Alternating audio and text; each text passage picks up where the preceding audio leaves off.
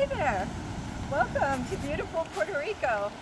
I'm at Dorado Beach and we've got these waves that come way up and the spray goes way out over your head. It's just so beautiful here. And I'm thinking of you. I'm hoping you're going to join me on January 2nd to welcome in the new year with writing.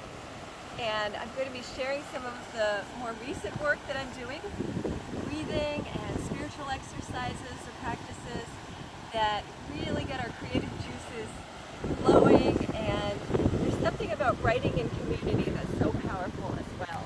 So bring a book that you're working on, bring a poem that you want to write, bring a vision that you want to set, an intention for the new year, whatever you'd like